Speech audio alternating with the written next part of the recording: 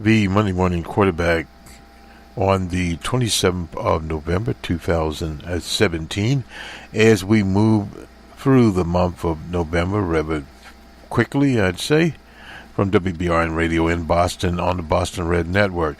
A note here, on some of the outlets we'll have a longer version, which is the Boston Red Network version, and on others it'll be a shorter version of about 30 to 45 minutes. Nonetheless, we'll start with sports, and then we'll go through a number of things. The Consumer Protection Agency, there'll be a legal showdown in Washington over as to who the acting director will be.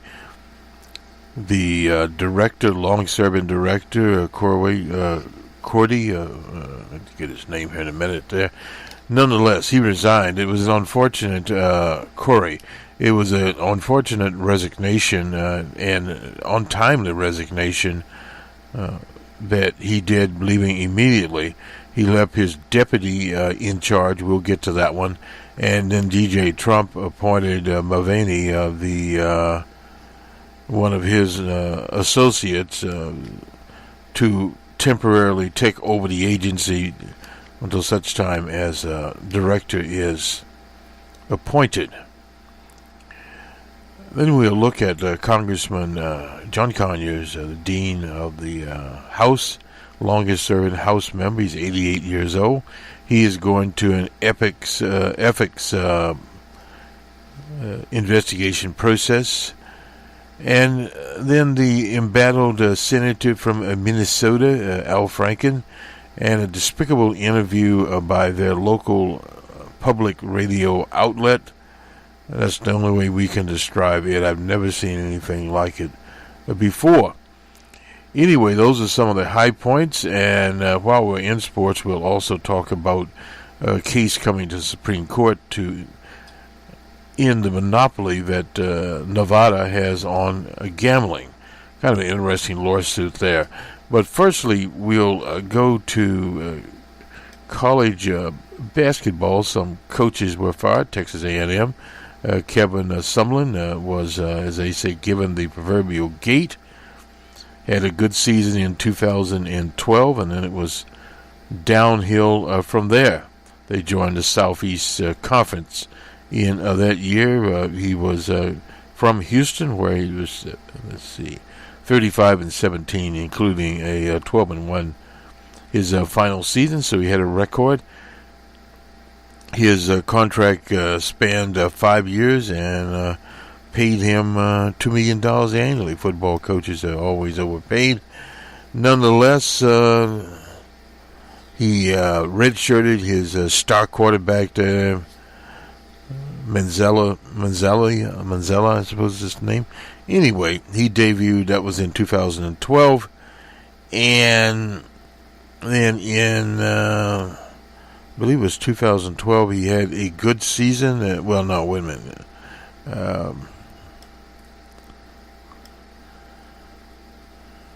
He did have some good seasons here. They blew out Oklahoma in the Cotton Bowl. It was in 2013, 41-13. I imagine Paula remembers that one. Announced a new contract extension. His salary went up to $3.1 million. As we go back here, someone landed a comment from Mickey Hyde. Well, anyway, we won't go into all that. This is some of the little things here. That's back to 2013. Basically, the CNN commentator talked about his. In 2014, Alabama dominated A&M 59 to zip. That was their Heisman Trophy candidate is benched.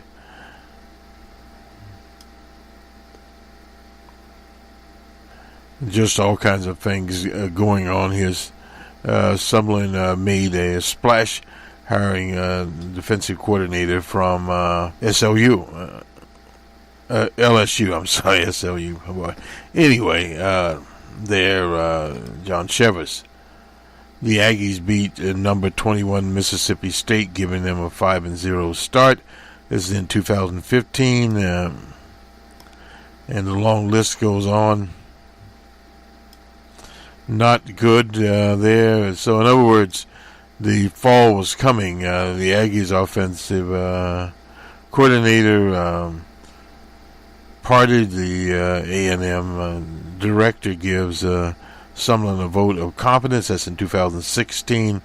He was only temporarily there. He then hires a former offensive coordinator for UCLA, Mazzoni. And let's see, loses a commitment from a quarterback. That'll do it every time. After losing to Bama, the Aggies are 7-1. They'll land on number 4 in the college poll.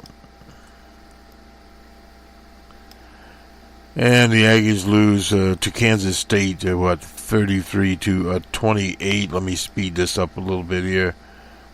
2017, things are not good. They fall. They lose to LSU 45-12 in Baton Rouge. And in November, they, of course, fire their coach, Kevin Sutherland. He bites the dust. Those are some of the things that's happening in the college ball.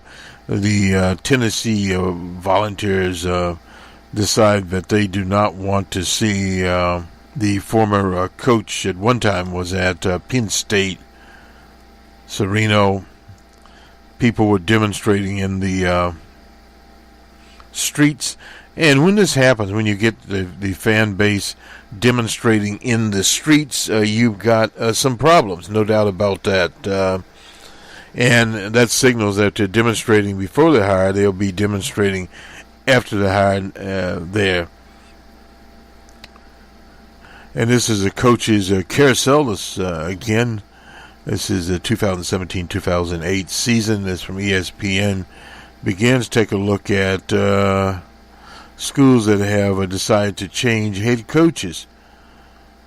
Arizona, their coach there, Graham, I won't go through all of these. Arkansas, and so forth and so on. Florida, Jim Elwyn. Nebraska, Mike Riley bit the dust there. Nebraska had a horrible season. Mississippi State, Dan Mullen. Let's see who else. Hugh Frazier at Ole Miss, Oregon State. Gary Anderson, Tennessee, Butch Jones. No replacement there for him. Texas A&M, we just talked about Kevin Sutherland. The interning coach is Jeff Banks. UCLA, Jim Mora. And now Greg Kelly at there, and UTEP, who is that? Sean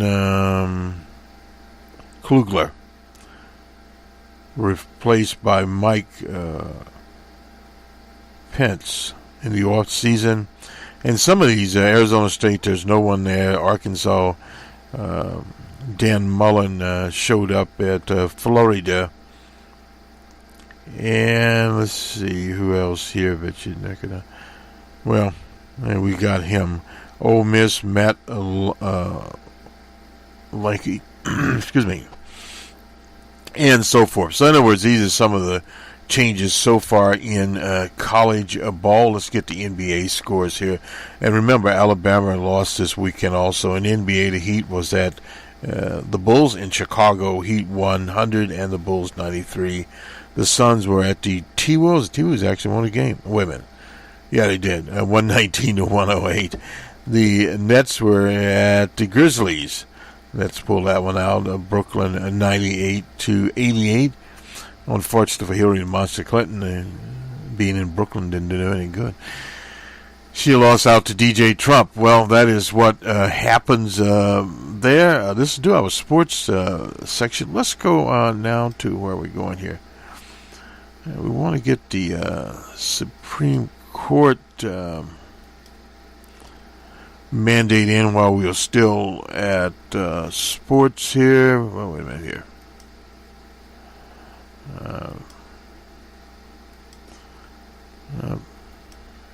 Here we go. I think. Here we go. Nope. It's all taxes. Here we go. Finally. To the Supreme Court, and this is legalized betting. Will the dam burst? Is the headline of the Washington Post. In Vegas has a monopoly there. They highlight the Westgate Vegas Resort and Casino houses the largest betting operation in the world. I didn't know that. We use them sometimes. Their line from Westgate usually says cheering is not for us, despite the signs that betting might be temporarily winning. Business is good for casinos, so good, in fact, with other states desperate for tax revenue wants Supreme Court to break the monopoly by Nevada. Early next year, the court will consider an attack by New Jersey. This was started by none other than Tutan Christie, prohibiting additional federal law, prohibiting additional states from getting into the business. A decision to strike down of a law would be a damn bust. That's from Kevin P. Bregel, an attorney specialized in sports law. The case is a titanic clash between states that want a piece of the action. New Jersey is supported by 18 other states. On the other side of the coin, the NCAA, the National Football League, Major League Baseball, and other professional sport leagues. They contend the federal ban is necessary to protect the integrity of the game they lie. At stake is an underground betting economy estimated in the U.S. to be worth $150 billion and as much as $400 billion. Yet the case is about even more than that. You can always find a bookie. Could when I was a kid. It presents the justices with a rare opportunity to find the limits of federalism and the meaning of the 10th Amendment, which says the powers not delegated to the United States by the Constitution, nor prohibited by it to the states, are reserved to the states respectively or to the people. The immediate question is whether Congress can force states to maintain prohibitions on sports gambling. The broad ruling for New Jersey could have consequences for other ways that the federal government tries to push policy preferences on state officials. The decision could have repercussions, in the area that goes well beyond sports betting control, immigration, sanctuary cities, etc. That's Daniel Wallach, a lawyer in Fort Lauderdale, Florida, who specializes in gaming and sports law. It's important. Its most important federalism case, the Supreme Court has heard in many years. Tutan Christie instituted a fight to help the states fledgling casinos and racetracks.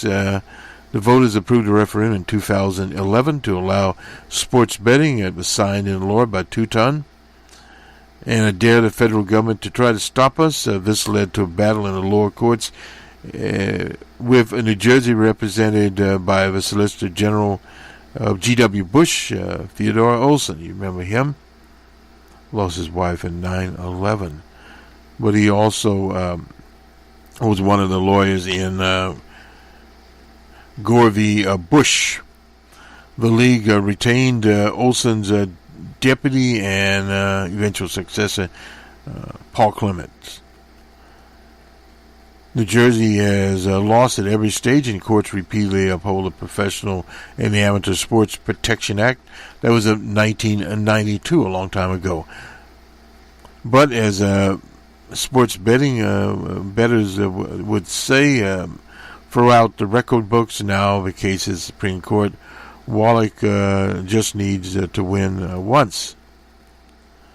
To understand why Jersey and other states are interested in sports betting, head to Paradise Road and Elvis Presley Boulevard on NFL Sunday. Yes, in Las Vegas. The Westgate opens at 7 a.m.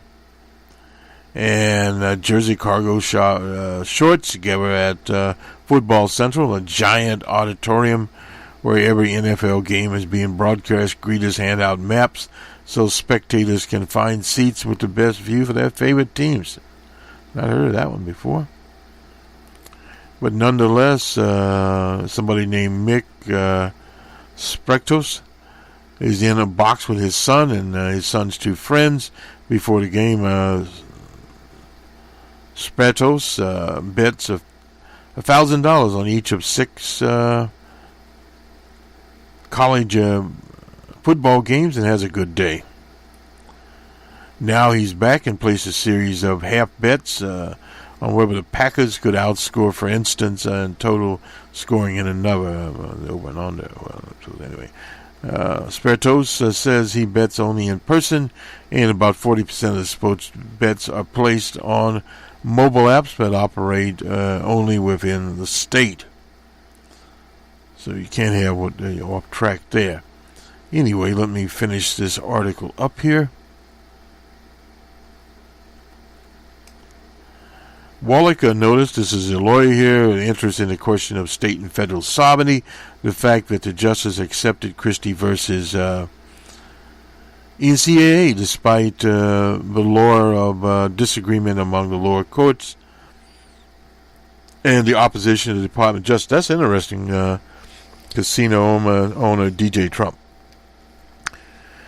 I really believe that Jersey is a prohibitive favorite. Walsh said he predicted the court decision will mean we are faced with a choice of either gambling limited to Jersey or on a full sports gambling before the end of the calendar year 8. It'll 2018 spread like a wildfire, no doubt. Anyway, so we'll have more places to go bet or go to Vegas and bet there. Bet with your local bookie. Nonetheless, the Consumer Protection Agency. This is Lindra English. She's a woman at the center of this. She filed a lawsuit against the DJ Trump operation. The tug-of-war leadership, the Washington Post calls it, the Consumer Protection Bureau intensified Sunday. The lawsuit filed by Lundra English, calling herself the rightful acting director of the Bureau, and asked for a temporary restraining order to prevent DJ Trump from appointing the budget director, that's Mick Mulvaney. The president purported or intends to appoint defendant Mulvaney as acting director is unlawful, the suit says. Richard Cadre, getting right there, resigned. That unfortunate situation. English is a temporary replacement, sparking a legal showdown over who will run the agency a few hours after Cadre announced that English would serve as the acting director. DJ Trump named Mulvaney. Talent and hard-working staff stood up for the Consumer Protection Agency's acting director. I'm filing this lawsuit to stand for it, English said in a statement. The secretary at the White House, Sanders, said in a statement that the White House is aware of the lawsuit, but that the law is clear and Mulvaney is the acting director. It's unfortunate that Mr. Cadre decided to put his political ambition, and this is where it's a sad situation here with Cadre. His political ambition, while expected to run for governor of Ohio, but after pulling this stunt, will he win? Ohio has been drifting in the wrong direction lately.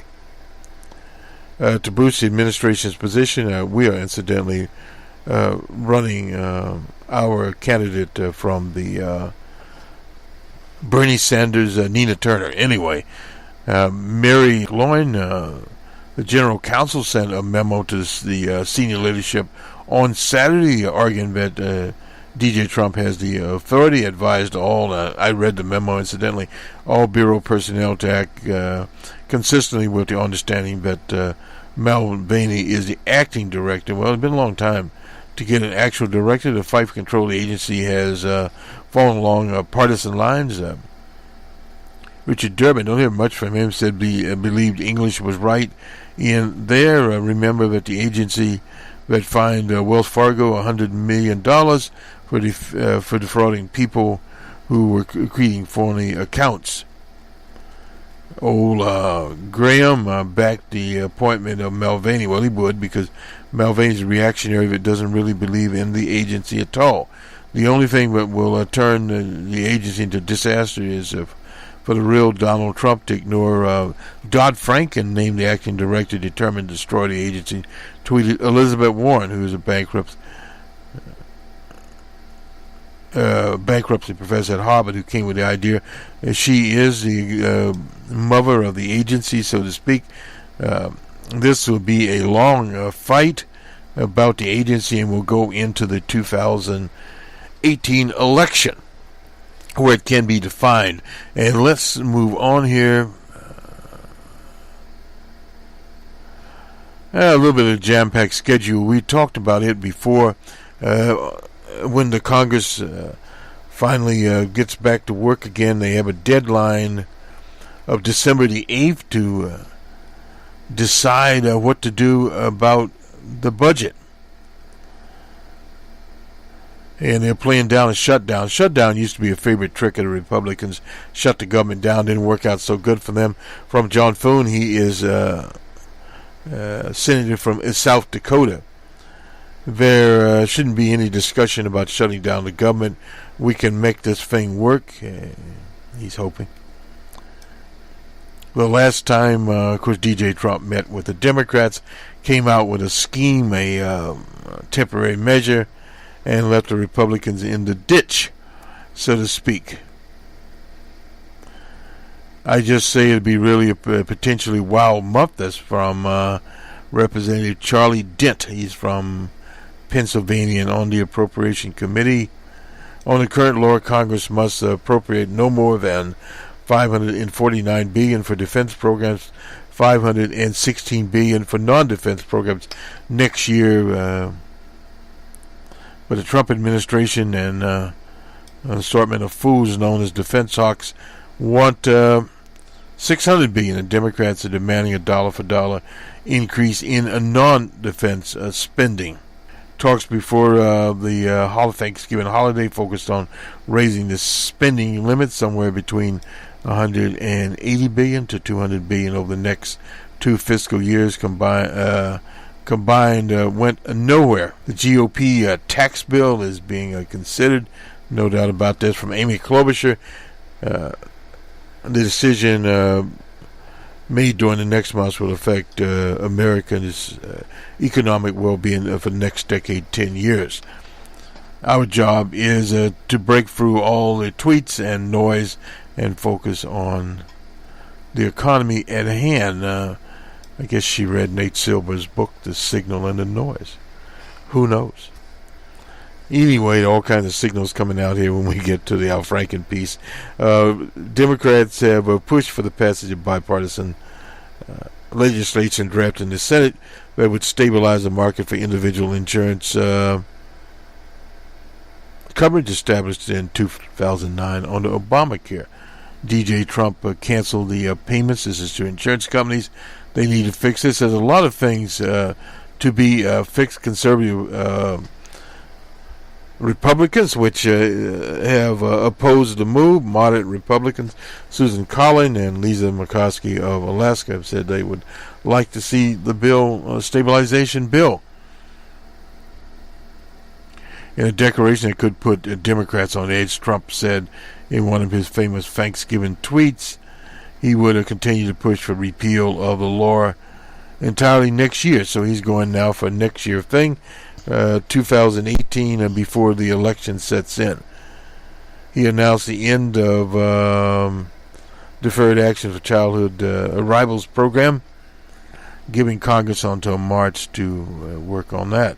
So in other words, a busy year ahead. The old House Freedom Caucus, so-called, suggested that a stopgap should instead extend the spending talks into January. So then they could complete that is Mark Meadows. They could complete the tax bill. suggests that Democrats are driving the narrative on the Republican administration and can demand whatever they want for the end of the year spending bill would beg the question. He said it would be very problematic for most voters that turn out to vote for change. Well, to understand, when you have only an 80,000 vote margin in the states, you don't have any kind of mandate. It's a very slim election. Reflecting back to 1963, the Kennedy-Nixon election, there was a margin in Illinois about 100,000 votes, which if Mayor Daley helped out a bit, but nonetheless, John F. Kennedy understood that he did not have a large mandate, and he went to work immediately to get a large mandate, and as it turned out, he became a beloved president we still remember today on his 100th birthday. So that tells you how things can work. If Roy Moore wins, he comes to the Senate in January.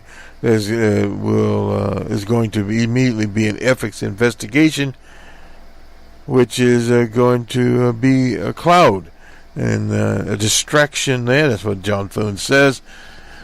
Well, they have one for Franken, so they'll have one for Roy Moore. But Roy Moore is not Franken, period. The 60-day window for Congress to decide expirations in December, but leaving the Republican senators already indicating a preference to maintain the deal, which passed new legislation to keep is Iran. Well, they don't worry too much about that one. On the tax bill, they're still trying to convince some people to vote on it. We really won't go into it here, but Johnson from Wisconsin and about 6 others, they as they say, working around the edges. It'll add $1.4 trillion and $1.5 trillion to the debt over the next 10 years. That's what budget forecasters say. They have to try to eke some money out, I should say. Making this change could cost $100 billion over 10 years. It's something for Susan Collin. Will allow Americans to deduct $10,000 in local property taxes from their taxable income. The property tax deduction for most people homes is the largest asset that they have. So therefore, this provision was in the bill passed by the House, but it's not in the Senate bill.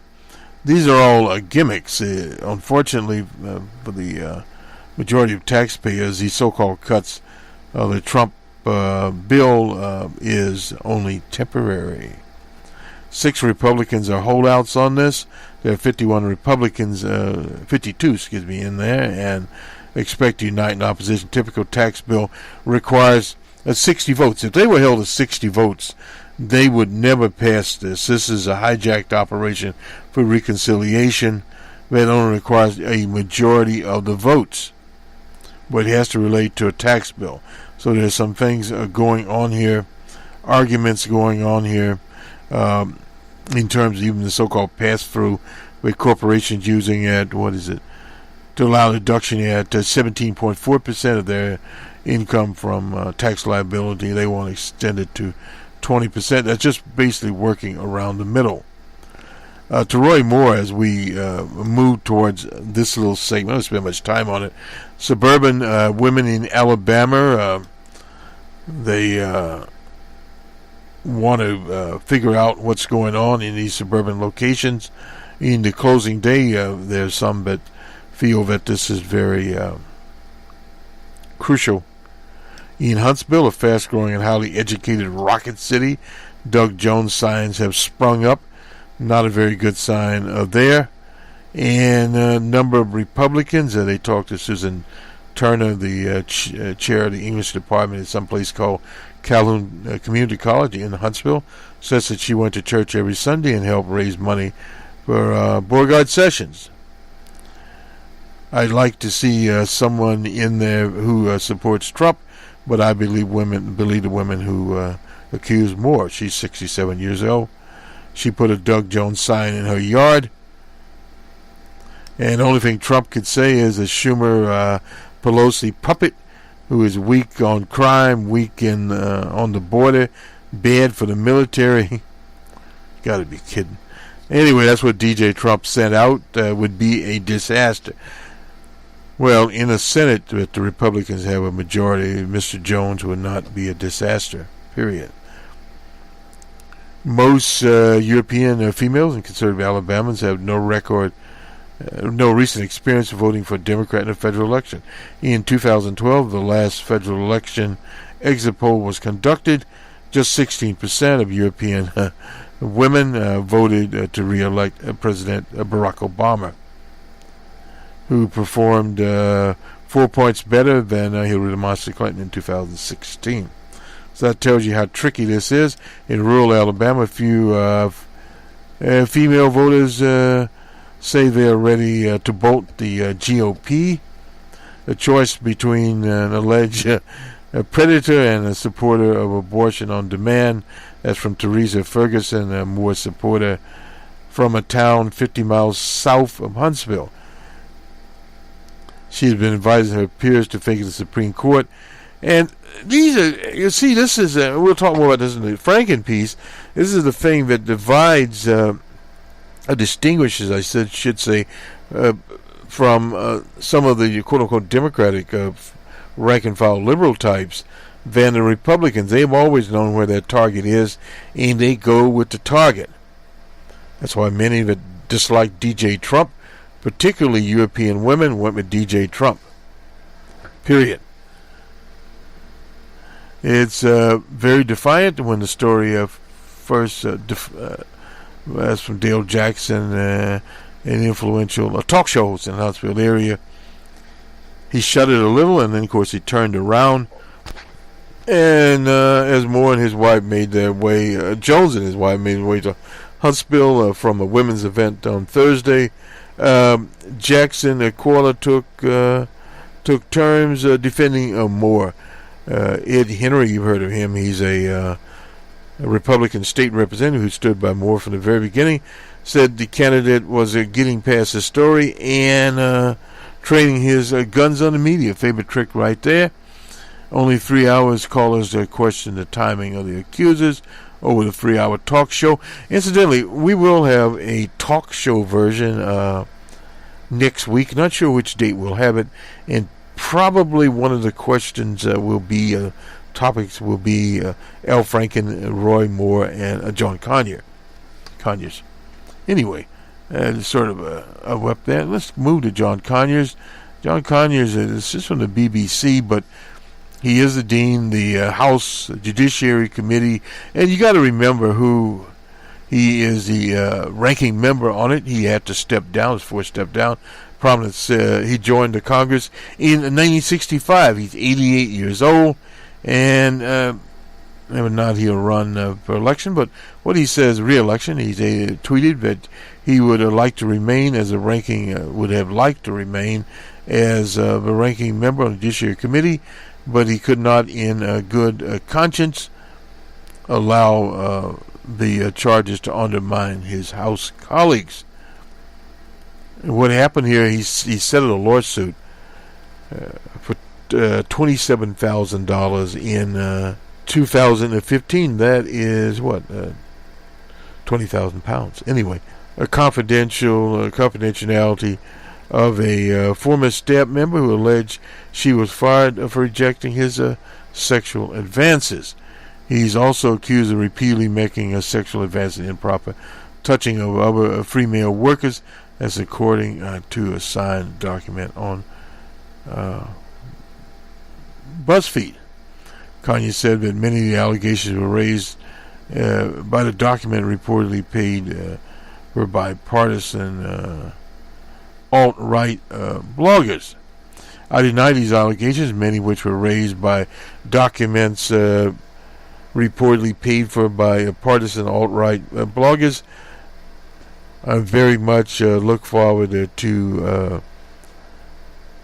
vindicating myself and my family before the House Ethics Committee. You remember there's a very famous case recently before the House Ethics Committee, our own Maxine Waters of Los Angeles. She was held before the committee, then everything collapsed, and the whole case collapsed against Maxine Waters. Now she's on the impeachment trail. I guess you could just ask DJ Trump.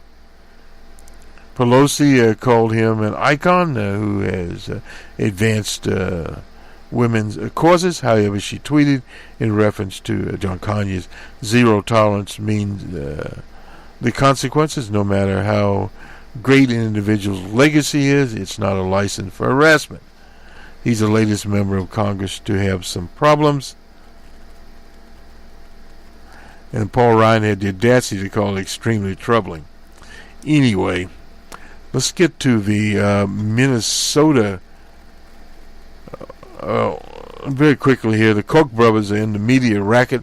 Meredith Corp, they're out of Des Moines, Iowa, is buying Time Warner, the publishers of People, Sports Illustrated, Fortune magazines, and a lot of people don't read those, for $1.84 billion, backed by the conservative Koch brothers venture fund, literally. And this operation out of Des Moines, they have Better Homes and Garden, Family Circle.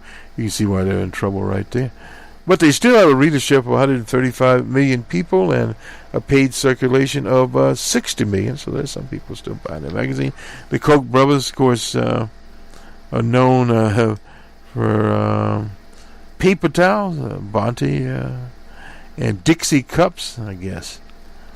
Anyway, their equity development fund, a private arm of the Koch brothers, agreed to offer $650 million in the preferred equity funds to the Time acquisition, and they claim they won't have their dirty little hands in the editorial situation. Time is, including debt, the deal value is at $2.8 billion. Meredith said it anticipates cost saving by eliminating overlapping in the two companies, no doubt about that. Here come the layoffs by $4 to $5 million. Said it will continue to pay its current annual dividend of $2.08. I did see what the stock was worth. Time is selling at $16.90. We'll call it $17, giving the company a market value of $1.7 billion. Dollars, and we're moving so fast through here. But some of the people involved in this, Rothschilds Inc., Credit Suisse, and serve as a financial advisor. Jones Day is a legal counsel.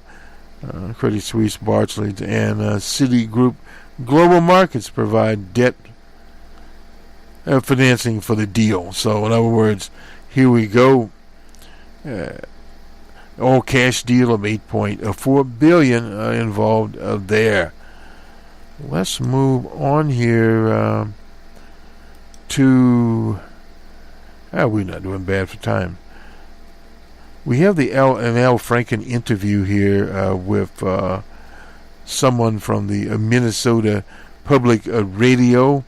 It was one of the most biased, if I quote one of my former college professors, interview I've heard in a long time.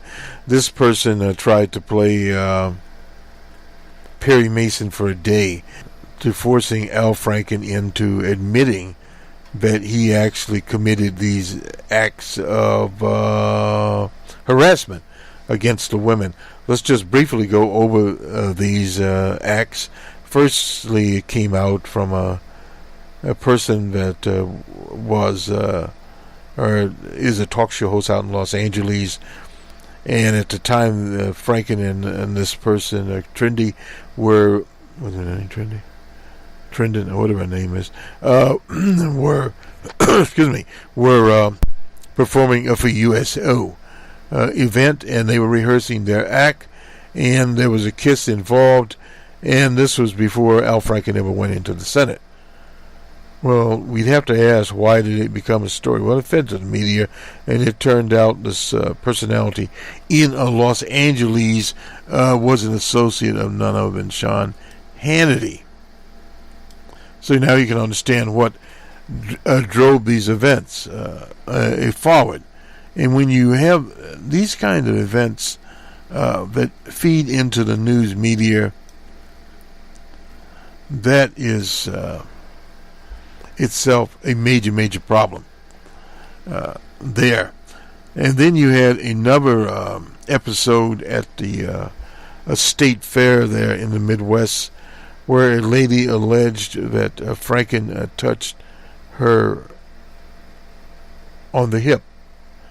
And the interesting thing about this situation, first of all, I think her name was Metz. The situation is that this person voted for DJ Trump. That should have lit up the lights. Secondly, the husband was the photographer there. In other words, he took the picture, and everything was all smiles. And it was years in the past. An intelligent media would have taken that for what it was, period, and moved on from it. Now so see him grinning in an 11-year-old picture there. Well, this was a stunt here, and more of these things are coming out. I'm trying to get a little bit of the history here. Now, this is Lindsay Menz. She's the one was at the state fair. That was in 2010, 7 years ago. There, and she's the one that is voted for DJ Trump. So you see this immediately coming. She did it on CNN. Now, the two other women appeared in the Huffington Post. They are anonymous at an event of the Women's Caucus in 2007. Still 10-year-old events. Usually in the criminal law, we look at granted statute of limitations in crime. This is not a crime. But the problem is, the older the act being committed, the less credibility it usually has, because most acts like this, people tell people and it comes out almost immediately. And in 2007, of course, we were in a depression at the time. You go back 10 years ago, these are old events, with the exception of the state fair event. That is the newer event. But being anonymous, when there is a hearing, the ethics hearing before the Senate, and the question this woman from NPR asked him, and you'll hear the interview, it's a long interview, around 10 or 11 minutes, which is pretty long. But this whole situation revolves around timing, old events, and the partisanship involved. Now, the two women, we don't know. You can't interview an anonymous person. Now, the question will be with the Senate Investigation Committee, will these women remain anonymous? I would venture probably not. They may not on the record, but in Washington with the leaks, some staff member or someone will leak their names out to the press, and that will be that situation. Now to the other side of it, Al Franken, of course, denied the allegations. But the criticism, of course, of Al Franken is he was weak on the denials. What he should have said in this interview is put it in perspective. That the lady out in Los Angeles, we were professional comedians, and we were rehearsing a skit, period. And the photograph was just it, play acting. People play act all the time. And he wrote a letter of apology to her in light of the situation, and she accepted. That should have closed the case, and he should have finished that part of the interview in a little over a minute. And then when he moved to Means' case, he should have reaffirmed that, and of course he was saying thousands of people. Well, we're not really talking about thousands of people being photographed. We're talking about one. That the husband took the picture, and there was no reaction at the time, and there hasn't been any reaction for years, period, to this. So the timing is, you judge and the people of Minnesota judge, and he should have moved from that topic. As far as people that were anonymous, Well, people are anonymous. Why? That's the question he should have asked, and he should have been advised by a criminal defense lawyer to understand precisely how he should do it. This whole idea of coming out here and saying, well, I do thousands of photos, which he does, but we're not talking about thousands of photos. He should have cut that down. And allowing this Walter, or whatever his name is, to continue on with the interview was lunacy. He should have cut that interview in 3.5 to 4 minutes at best with these acts and got his side in. And just say as old Moore did in Alabama, we'll leave it to the voters of Minnesota. And when asked if he should resign so the governor would appoint a woman to the position, the answer should have been unequivocally no. And as far as other people coming forward, he said, look, people have come forward after a decade, and some of the acts have been substantiated, some of them have not. Obviously, the first one, when he was a comedian, he was not even in the Senate. So to allow the media to run with that type of ball in itself is malpractice on behalf of Franken's PR machine, if he's got one. And as far as these so-called liberal types like the Huffington Post running with it, again, lunacy. Because you have to understand who is going to investigate Al Franken, a Republican-controlled Senate, very quickly. And you go back to link this up with Roy Moore and D.J. Trump, which D.J. Trump had all these cases against him, but he had already said he could kill someone on Fifth Avenue and his supporters would stick with him. So when people came forward, these women came forward, D.J. Trump came out in the affirmative, called them liars, dismissed them, started to litigate against them, and the pushback was so fierce, and his supporters immediately went to Twitter, and that was the end of that. Had Walter, whatever her name is, I think she's named after a dance, a bad one. But anyway, the situation would have been, he would have immediately pushed her back, carved her up, and had her for lunch or dinner or breakfast or whatever. But Al Franken was too contrite, too timid in his response, and he went on and on and on about the thousands of people. The hell with the thousands of people he takes pictures with. Let's just stick with the one. And if you look at the photo, which this woman was telling me about, they're all smiles. And, you know, an event like that, it was very quick. The husband said it was taken very quickly. He didn't affirm anything. He didn't seem, at least from the press reports, to be mad at Al Franken or anything of that nature. Period. But this is not the issue. It's the important legislation in the Senate now, the tax plans, the Dreamers Act, voter suppression, as you'll hear from Mr. Bowie of Slate. These are some of the issues. In other words, the media is very, very happy to sell papers and keep these little things going, which would have been swept under the rug.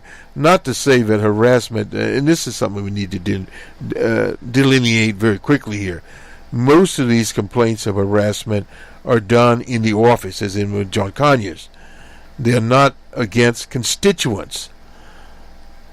Even with Bill Clinton's, and we're not against constituents. Monica Lewinsky was not, you'd say she's a citizen, not a constituent. No, Paula Jones perhaps so, but again, that was when he was governor of Arkansas. So that was a different situation. And she actually worked for a state agency. So that is a worker power with worker. It's usually a power relationship usually happens here. Not someone taking a picture of someone and feeding them up, so to speak, or at a fundraiser. These kinds of things are usually dismissed, thrown out, and forgotten about. But why are they amplified? They're amplified because of the monopoly media and these fools, these Democratic types, have jumped on the bandwagon. It doesn't do you any good. And this fool that was interviewing there said, well, you're bringing down the others. Let the governor appoint a woman. Well, that would be all right if he appointed a woman or whatever he appointed. That's his business. But it's up to Al Franken to decide how long. He's not up for election in 2020.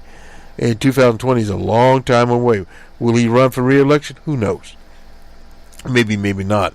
But he'll have a primary. So in other words, the voters will decide Mr. Franken's future, period.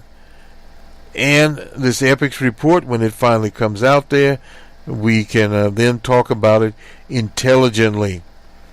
This flummery now gets us nowhere. So we go on to the interview, or we should say the attack piece by this hack from the Minnesota public radio operation. In fact, she's literally taking up a position against people would eliminate public radio. What a clown. And then we'll go to Face the Nation.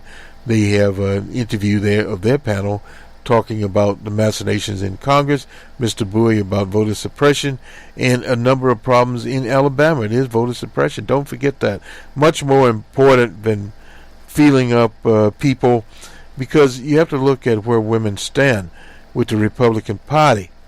Republican Party, when they get rid of their tax machinations, will move to so-called welfare. Well, that affects single mothers because a lot of supported packages there, like child care, not just the little monetary that people get, housing vouchers, those kinds of things that are there, Medicaid, stabilization of the market for Obamacare, much more important issues. People have to keep their eyes on the prize. And also we have a little bit there about leadership. We'll hear from Mr. Dolick here. He's written a number of things in the LBJ Robert Dolick, and a couple of more historians.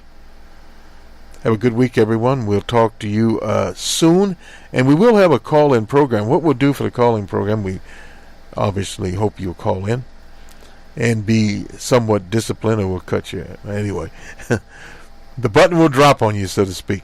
But we will have this, and we'll start having more of these. Hopefully we'll have one this week. We'll see how the calendar works. We're traveling some this week. Anyway, good day. Of sexual misconduct was leveled against you, which was November 16th. 4 women, 2 anonymous, have made claims, and in your written statements, you have not definitively denied any of the accusations. And I'm curious, what's the public to make of that? Well, first of all, I just want to say that this whole thing has been, embarrassing, and and it's been difficult. But part of that is that I want to respect a woman's experience. Very often there are these kinds of things and allegations, and that I believe that women should be respected and listened to. This is what I'm doing. I'm taking responsibility. I apologize to the women who have felt disrespected, and to everyone I've let down. That's a lot of people. People in Minnesota, my friends and supporters, my colleagues, and everyone who counts on me to be a champion and an ally of women. And that's been a focus of a lot of what I've done in the Senate that I'm very proud of and that I'm going to continue to do. You know, you've said that you feel the women feel disrespected. The 3 women have said you put your hand on their rear end during photos that were taken in 2007, 2008, and 2010. You've said you don't remember the incidents. Can you understand why some people would wonder if this is a pattern with you? Sure. Listen, I meet tens of thousands of people. I take photographs at the state fair with thousands of people. I'm someone who, hugs people. And I've learned from these stories that in some of these encounters, I've crossed a line for some women. And I know that any number is too many. And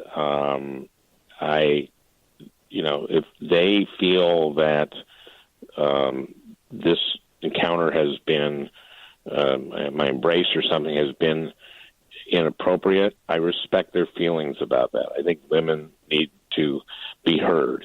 Did you put your hand on someone's rear end during a photo shoot? I do not know. I do not remember these. Again, I take pictures with thousands of people. I would never intentionally do that. And so, but that does not negate my intention isn't what is important. What is important is we have to listen to women and respect what they say. And I am been listening and reflecting, and I hope to make a positive contribution to this conversation. It's a very important conversation. I do want to ask about that. I'm curious. I do want to ask about that, actually. But I also want to ask about this photo, the Leanne Tweeden photo. Sure. What was inexcusable. What was going on in that photo? You know, what my intention was doesn't matter. What matters is that I am ashamed of that photo. She is, she didn't have any ability to consent. She had every right to feel violated by that photo. I have apologized to her, and I was very grateful that she accepted my apology. That's what I can say. My intent doesn't matter. What matters is that she felt the way she felt from this photo, and I'm ashamed of it. In one of your statements, you say, "I understand why we need to listen to and believe women's experiences." So, does that include the experiences of your accusers? I'm sorry, experience of my. When you say you've written that we need to listen to and believe women's experiences, does that include the experiences of your accusers? I think that we have to listen to and respect what they're saying. I can tell you that in the case of Leanne, in terms of the kiss that we rehearsed in rehearsal, I have a different recollection of that than she does. And again, I apologized to her, and she graciously accepted my apology. For these other pictures, these women, I don't remember these. I do take thousands of pictures. I meet tens of thousands of people across the state. So I don't remember these instances. But I do believe that we have to listen to and respect women. This is a conversation that we should always be having. We should have always had this. I hope that I can contribute in some way to this conversation in a positive way. I've been, reflecting on this, and I want to do this so that I can be, and thinking about this so that I can be a better public servant, I can be a better man. There's been a lot said and written about the motivations of the women who've come forward and about the timing of their accusations. What's your read on that? I don't want to think. I have no opinion on that. I really don't. I don't know anything about their timing or anything like that. In the weeks to come, Senator, could there be more women stepping forward to accuse you of groping, patting, whatever, or is this it?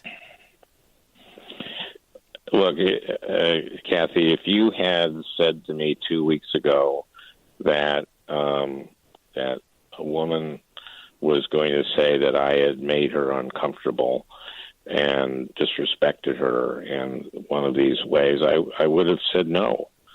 This has been a shock to me. And so, I don't know. I can't say. Obviously, I've, felt that women I've taken these photos with, that some women have said that I crossed the line, and that for that I'm very sorry. And any any number is too many. So, has anyone, Senator, has anyone else come to you in the past and said you made them uncomfortable? No. I can't remember any woman coming up to me and saying, "You made me uncomfortable." I'm curious. What have your wife and daughter counseled about this? What have they told you? How angry are they? Well, my family has been wonderful. I'm staying at my daughter and son-in-law have a house that's actually 2 blocks from our place. So we've been staying here during the holidays, during this Thanksgiving week. And my Franny's a rock, and they love me unconditionally. And one of the things we had that I was very grateful for on Thanksgiving was my family. My daughters and son-in-law have 2 beautiful grandchildren. We have so much to be grateful for. And the thing I have to be grateful for is I've known Franny for 48 years. And she's my rock. I love her. She loves me. And she didn't say, "Al, what the heck's going on with these allegations?" No, she believes in me and supports me unconditionally. She is. I mean, she's the one who's angry about this. You talked a little bit about timing or something like that. But she is behind me 100%. With your family that you've been with over the past few days, have you talked about seriously resigning? Have you considered that? No. The ethics committee is looking into all this, and I will cooperate fully with it. Listen, I know I have a lot of work to do to regain the trust of people I've let down. The people in Minnesota, my friends and supporters and my colleagues, and especially everyone who counts on me to be a champion and ally of women.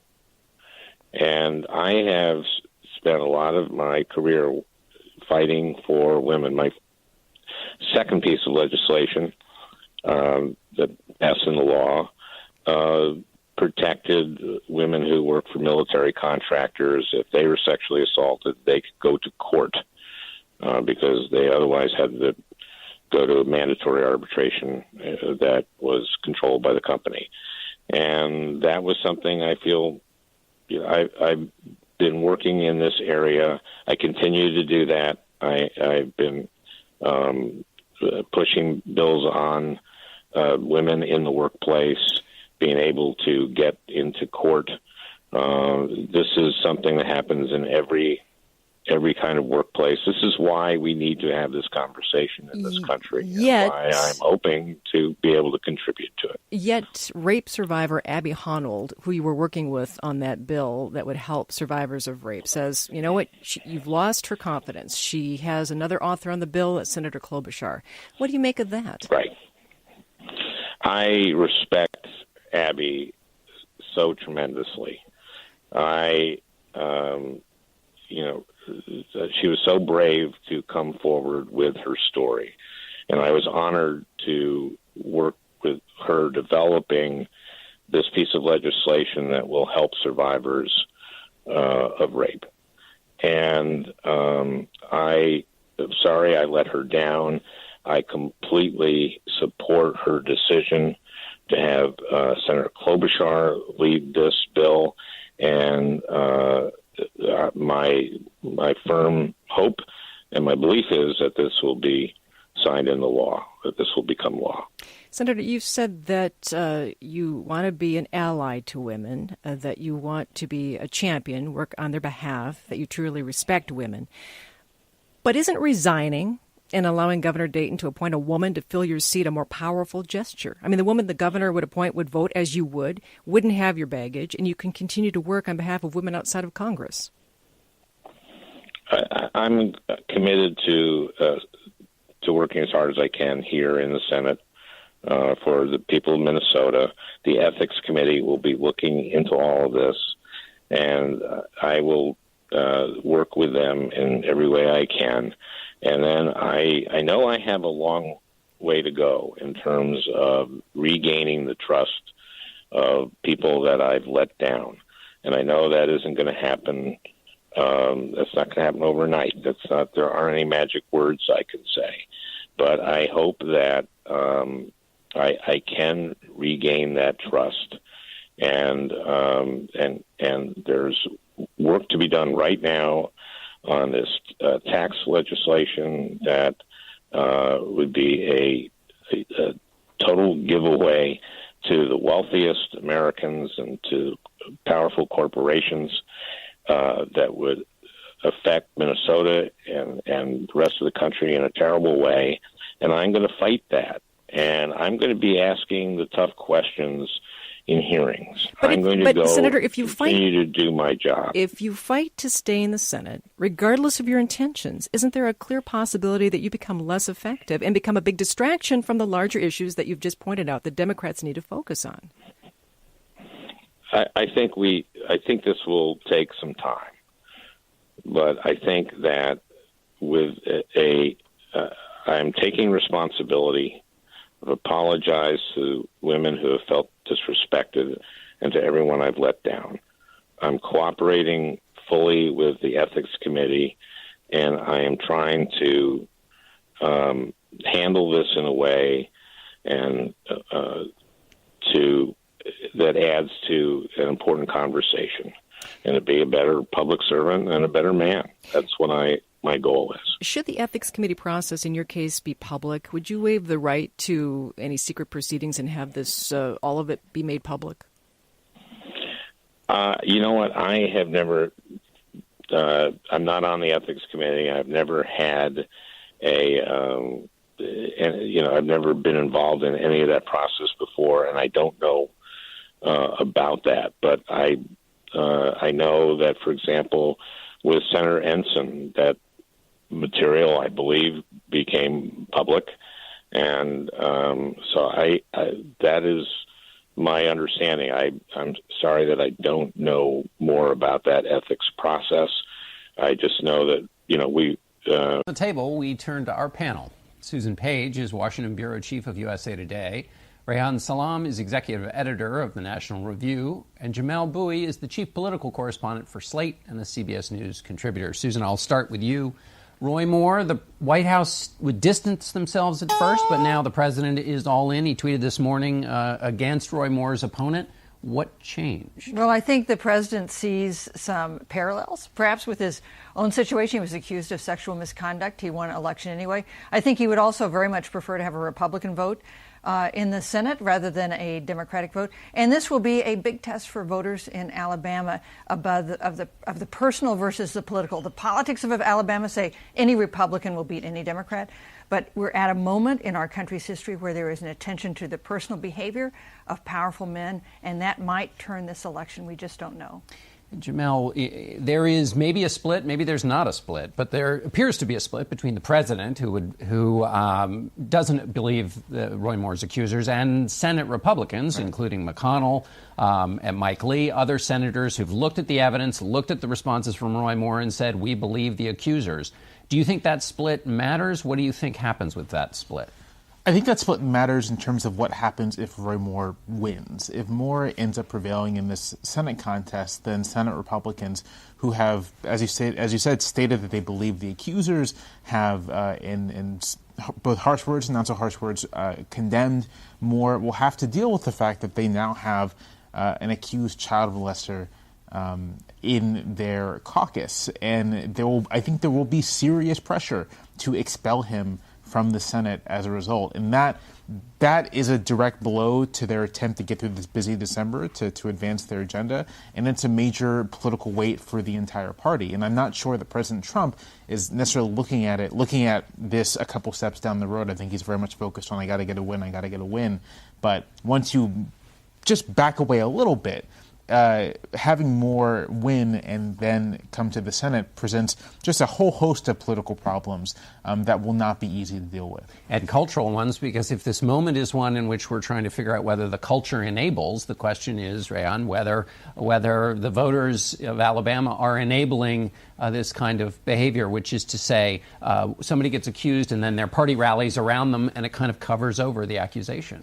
It's very important to keep in mind that in the case of Roy Moore, this was also the case for Donald Trump and Hillary Clinton. There are many reluctant voters who vote for their candidate on the basis pretty much of negative partisanship, the thought that the opposing candidate would be such a disaster. So if you look at Doug Jones, it's very striking that here you have a candidate who is not a classic conservative Southern Democrat. He is a very mainstream Democrat who has all of the mainstream Democratic positions on, for example, abortion rights and much else. So the fact that he is as competitive as he is right now actually tells you quite a lot about the state of the Republican brand, particularly the state of the Republican brand among middle class, upper middle class, college educated Alabamian voters. The fact that it's quite possible that he'll win this election speaks to the general weakness of the party, because you'd think that the party membership alone would be enough to carry even someone like Roy Moore through, given the climate of extreme negative partisanship.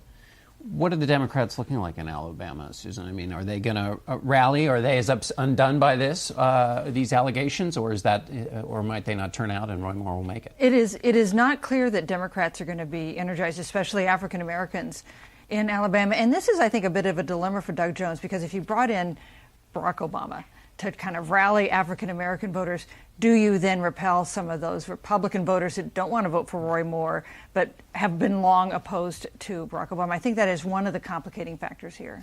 Jamel, Democrats have their own issues. So Al Franken's going to speak later today. New accusations against him. The question being whether Democrats lose standing to speak on this issue if they don't deal with their own as harshly as they'd like to see Republicans deal with Roy Moore. We also have John Conyers, the longtime Democrat in the House, who's had an accusation come out. So how do they manage this issue? I mean, it's clear right now that Democrats are trying hard not to manage this issue, not putting pressure on either Conyers or Franken.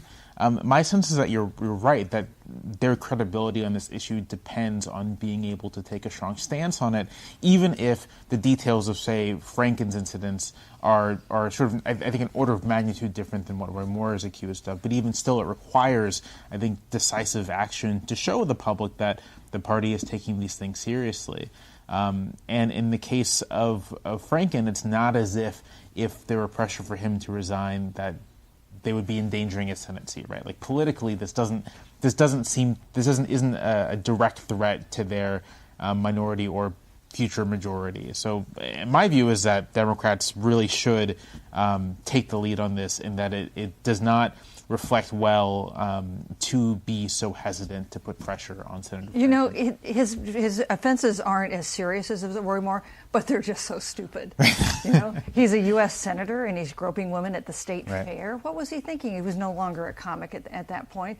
And in a way, it's, as you say, it's easy for Democrats if Al Franken is forced to resign, which I think is not likely, but is still possible. Not only would he likely be replaced by a Democrat, he would probably be replaced by a Democratic woman, given the very strong ranks of women in Minnesota politics. Right. It's also true, however, that Minnesota is a state that is trending Republican over time. When you see a state like Virginia become more Democratic, that's partly because of domestic migration. It's the same reason why states like Minnesota, Pennsylvania, and what have you are becoming more winnable for Republicans.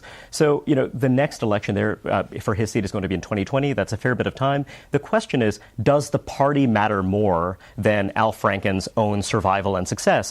In Roy Moore's case, it's very clear that he has not the best relationship with the Republican Party and the Republican establishment, right? So there it kind of makes sense that he's quite happy to wage war on all the Republicans who are calling for him to step down. Al Franken, presumably, is someone who cares about the health of the larger progressive movement and the Democratic Party, and it's very clear that he is a lot less popular than the next at-bat Democrat in that state. Let's move on now to policy and all the business that Congress has in front of it. Jamel, when they return tax cuts are the central question, where do you think that conversation stands on the race to get this passed before the end of the year?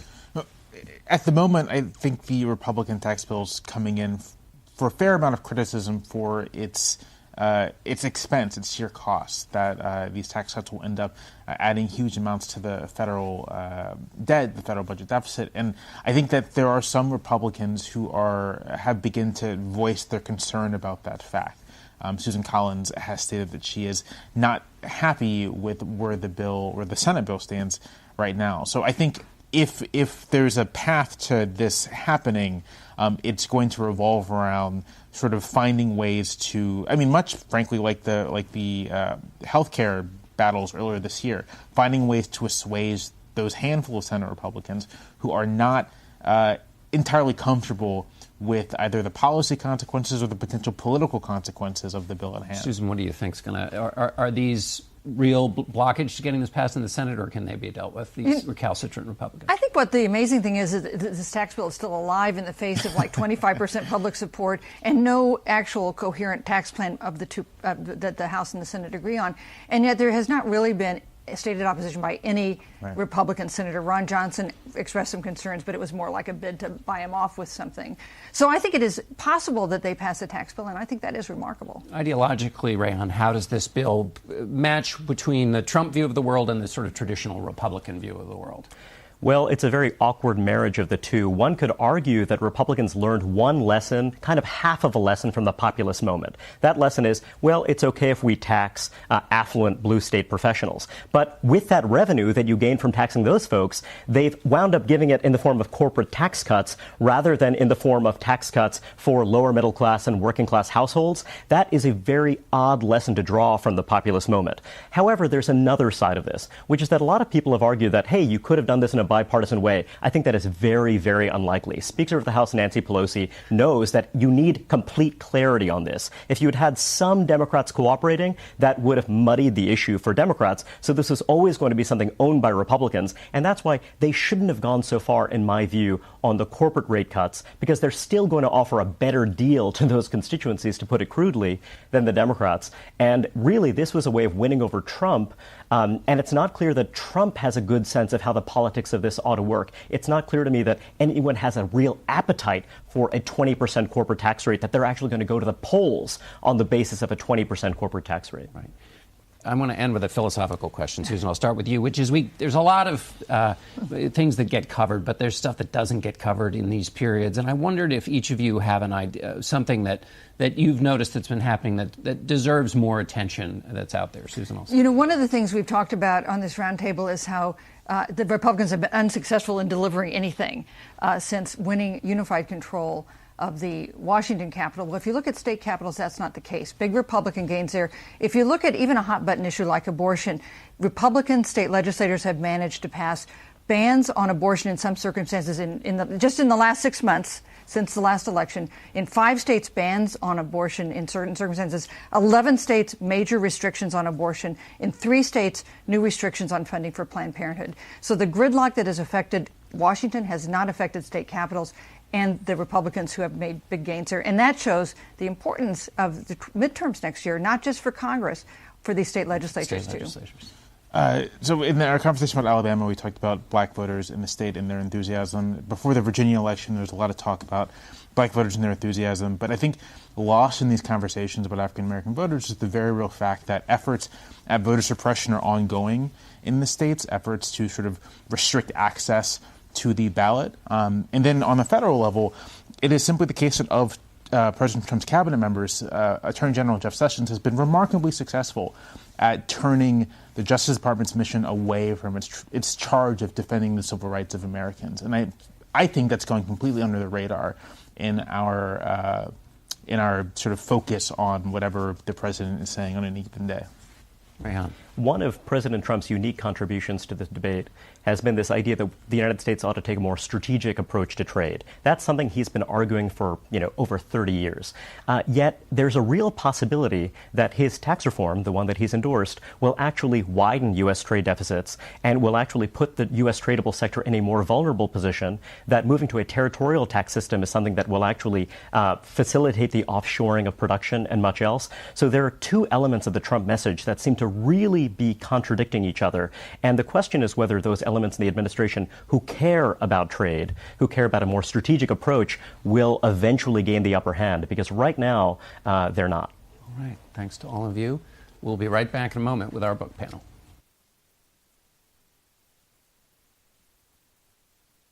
There's a vacation at the end of every week with Hilton. Whatever type of weekend. With authors whose new books explore leadership amid crisis. Robert Dallek is the author of Franklin D. Roosevelt, A Political Life. Ron Chernow is the author of Grant.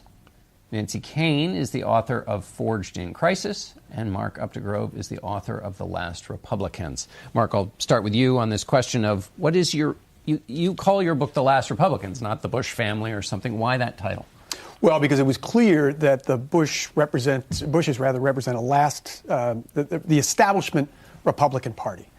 Right now, we see a party at war with itself. You still have establishment members of that party, but there are insurgents who have taken over. And the party really doesn't stand for anything specific. There is no binding platform or principles. It's really what its standard bearer, the very capricious and unpredictable Donald Trump, decides it wants to be. So in some manner, the Bushes, George H.W. Bush and George W. Bush, represent the end to a type of republicanism. Ron, why Grant? And was it the Grant when you went into the book is the same one as when you were finally done? Well, you know, I have a contrarian streak to my nature, so whenever I feel that the stereotype of a particular historical figure has hardened into a caricature, I'm attracted to it. You know, so with Grant, I was interested really in retiring three chief myths about him. One, that he was a crude and brutal butcher as a general. In fact, he was a dazzling strategist. I wanted to retire the idea that he had somehow stumbled through the entire Civil War in an alcoholic haze. He did have a drinking problem, but he never drank during, much less before a battle. And I also, most importantly, wanted to change the image of his presidency from one that was completely dominated by corruption and cronyism to one that, in fact, had many elements of courage in terms of his effort to protect the 4 million former slaves, now full-fledged American citizens. And Grant hires a crusading attorney general named Amos Ackerman, uses the newly created Justice Department, and really crushes the Ku Klux Klan, which had taken over the South. Robert, I want to, as we talk about presidential characteristics, one that strikes me about FDR was that sense of guile. And his lack of transparency. We talk about must be constantly truthful. He was pretty good at not always being truthful with everybody. Was that a key skill of his? It was indeed. And in fact, you know, he would never say in public the kinds of things that he would say in private. For example, after he won in 1944, he disliked Tom Dewey, the opponent, and privately called him a son of a bitch. But he would never say that in public because he was someone who was very mindful of, he would be a half a step ahead of public opinion. And it gave him a sense of the country, a sense of leadership. And, you know, he was an extraordinary character. After all, he was a man who couldn't walk. And he only made one reference to his disability once in his entire presidency of 12 years. When he came back from Yalta, he said, "I know you will excuse me for sitting down, for I carry 10 pounds of steel around each of my lower limbs." It's the only time he ever made reference to the fact that he was, but what a story. Here's a man who was immobilized, couldn't walk, and he wrote a letter to to a congressman saying, when you get frustrated, you can get up and walk around. He said, "I'm stuck in this chair." And but privately, he was always, you know, much more candid than he was publicly. I'm struck by the picture in your book, the last one of him, where he looks like a man who has had to carry around a lot of weight in his entire life. Mark, let me ask you about the Bush Code. We were just talking about a letter that FDR wrote. I was struck by a letter that George Herbert Walker Bush wrote to his sons during Watergate. Tell us about that letter. And also, the father was always kind of taking whatever moment was happening and using it as a lesson for his sons, it felt like, about this Bush Code. It was a primer of sorts. So George H.W. Bush, while he is the chairman of the Republican Party at the height of Watergate, 2 weeks before Richard Nixon resigns, writes a letter to his boys, he calls him his lads, talking about that moment and why it's important, how you stick by a friend in need. You don't go with the crowd. You don't join the mob if you don't have to. You stick by your principles and you reserve your judgment.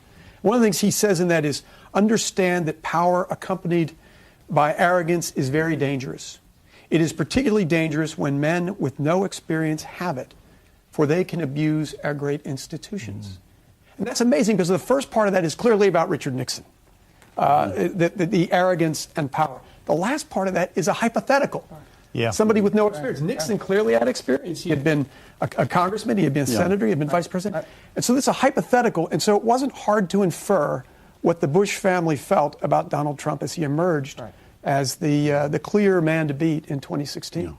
Nancy, in your book, you talk about something called the gathering, which I want you to explain. But you also have, when you talk about leadership, people are grabbing it. In other words, they are not, there's this question always of greatness. Is it thrust upon you, or do you seize it? What's your take on that? And explain what you mean by gathering. So I think that the man or the leader makes the moment, as well as the moment making the leader. So Grant is transformed as a general over the course of the Civil War. FDR, right, is changed and developed through the course of his 4 terms. Yes. I'm sure this is true of both 41 and 43. So greatness is not thrust upon us in some kind of divine strike of lightning, right? Greatness is something that I think proceeds very significantly from one person's willingness to say, I want to get better, and to FDR, I'm going to show up in service to my mission with dignity, right, and humanity and compassion and a sense of the larger national interest. But that development, the ability of FDR to do that, the ability of Grant, right, to do such important things toward ensuring that the transformation of America in the 13th, 14th, and 15th Amendment actually happened, that wasn't something that they downloaded an app for, John. Yeah, right? But they had to work at it. They had to, and they all had all these people had mileage with failure, right? Which I maintain is an important part of the making of resilient, courageous leaders. Well, Ron, pick up exactly on that feeling with Grant and failure. I mean, I can think of so many instances where there was a failure, and not only does he say "lick 'em again" at Shiloh after he loses, I think it's Shiloh. But also, if he hadn't had his failure out west, he maybe never would have come back east and been in the position to be a hero. Absolutely. And I think what happens, he feels that one business after another before the Civil War. By the time the Civil War breaks out, he's almost 40. He's been reduced to working as a clerk in his father's leather goods store in Galena, where he's a clerk junior to his 2 younger brothers. Then the war breaks out 2 months later. He's a colonel. 4 months later, he's a brigadier general. 10 months later, he's a major general. And then 4 years later, he has 1 million soldiers under his command. But I think that pre-war experience of failure was extremely important because he learned how to weather adversity. It gave him a kind of toughness and perseverance that would be extremely important in a war that was very long, bloody, and protracted, and also gave him an audacity. He had nothing to lose and everything to gain. You see that at Shiloh, again and again, he takes colossal risks that no other Union general would have dared to take. Yeah. Robert, we obviously with FDR there was the polio, and I was struck what you point out about him becoming an actor as a result of that. A key skill for a president. Yes. He said to Orson Welles once, Orson, you and I are the 2 greatest actors in America. But, he had a kind of self-confidence. And I think it develops, as you suggested, Nancy, as they go through the presidency and struggle with these crises.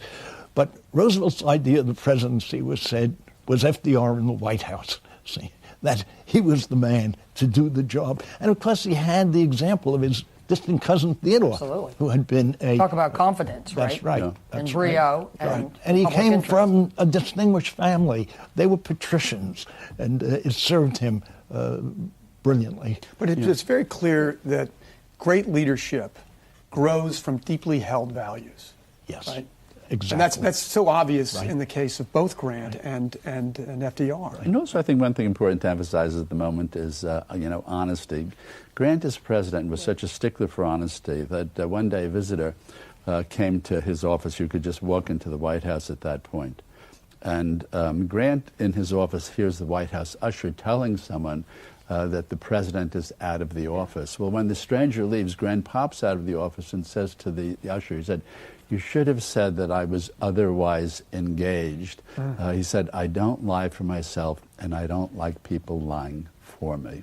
And Lincoln had the same sense of, this kind of very high bar, right, on honesty. There's a wonderful line that he says to one of the quartermasters, you can't, when they're victualling the White House, providing beef to the White House, he said, you can't give me and my family the best choice cuts of meat when my soldiers, right, don't have socks and enough muskets. So the sense that the leader sets a standard, right, of honesty, of comportment, of dignity, and that people, the understanding on FDR's part, on Grant's part, on both the Bush president's part, that people take their cues from leaders, right? Not just kids, all kinds of people look to leaders for examples, for courage under pressure, for a sense of direction. So I think another element of leading in turbulent times, John, is the element of how leaders show up and in response to what values, Mark. It's really important. An expression of that, Nancy, was in the fact that Franklin Roosevelt never stepped forward to support African Americans. He never worked to support an anti-lynching law. But the irony is that at the end of his administration, after 12 years, black voters had moved from the Republican Party to the Democratic Party and have remained there ever since. And Roosevelt, because of the New Deal programs, those alphabet agencies, they went down to the lowest level, so to speak, of the economy. And black voters felt that he was on their side. And that wonderful anecdote about the industrial worker who said, Franklin Roosevelt was the only man in the White House who ever would have understood that my boss is a son of a bitch. Mark, you mentioned earlier that the Iraq War was the one instance in which the son talked to the father. Incredibly close, and yet he didn't turn to him that much. Talk a little bit about that, the tightness of their bond, what that was founded on, but then also the fact that they kind of, he wasn't calling his father all the time for advice. Nor was his father imposing his point of view on his son. And that goes back to the inherent humility of George H.W. Bush. He didn't want to be an added burden to his son. He didn't want to say, hey, Junior, here's how you can do things. He would also concede, as would George W. Bush say, that the world had changed since his father was president. I think he harbored some reservations about his son's policy in Iraq, but he didn't want to do anything to jeopardize the presidency. If I can make one point, though, John, Nancy talked about comportment. You can't underemphasize the importance of civility in times of great division. And one of the things that George W. Bush says in his inaugural address in 2001, when we were very divided after that election of 2000 was contested, he said, civility is not a tactic, it is a determined choice of trust over cynicism, community over chaos. We could live by that adage today. You said it. Ron, let me ask you about these were solitary figures that we're all talking about, but they also had deep connections with other people. In the case of Grant, was it Sherman? I was just basically struck by their relationship. But then he also had, was it Rollins? Talk about that interplay with other people. These weren't just totally solitary. There always has to be kind of a fearless truth teller on the staff. And what happens when Grant becomes Brigadier General, he invites a young lawyer from Galena named John Rollins onto his staff. And Rollins takes his position as adjutant, really chief of staff, on one condition, that Grant not touch a drop of liquor for the rest of the war, or he, Rollins, would call him on it. Well, alas, Grant fell off the wagon, many times, and Rollins privately called him on it, but not publicly, because he really felt that the fate of the Union rested on the shoulders of Ulysses S. Grant. So I think we owe a tremendous debt to John Rollins, who later became Secretary of War, for always having the courage to tell Grant what he needed to know. Robert, of course, there's Eleanor Roosevelt. That's right. Yeah. But he owed a great debt to Eleanor and to Harold Ickes, who was also a voice for the liberal side of his administration. He was a very careful politician. When it came to the Holocaust, for example, he saw the anti-Semitism in the country, the anti-immigrant sentiment, but Eleanor was so angry when Breckinridge Long, the Assistant Secretary of State, wouldn't let 80 Jewish refugees from Portugal into the country. And she went to Franklin and she said, this guy is a fascist. And Franklin said, you must not say that, Eleanor. And she said, but Franklin, it's true. And she was tough. And direct. Nancy, finally to you. Rachel Carson is different than all these others. She sure is. And explain why she had to do kind of two jobs. Right. So Rachel Carson is the only woman in my book, the environmentalist, who's environmental really builder, right? Who did more than any one person to found the modern environmental movement by publishing Silent Spring in 1962. So the fascinating thing about her story in the context of these other four very interesting, driven men, is that she's the primary caretaker for her birth family all her life, for her parents, for her sister and brother, then for her sister's kids, then for her sister's kids' kids. She's doing all that. She has a government job. She's trying to write a book, and in the late 1950s, she's battling breast cancer while she's adopted her grandnephew at the age of 50. And not sure she can beat the clock to finish a book that she knows is both dangerous and potentially really will rock the world. And so her story, a particularly female story, is a story of a very, very powerful kind of courage and grace in pursuit of something really important and decent. All right, well, these are all wonderful books. Unfortunately, we're going to have to end our conversation there. We'll be right back with another author and another book.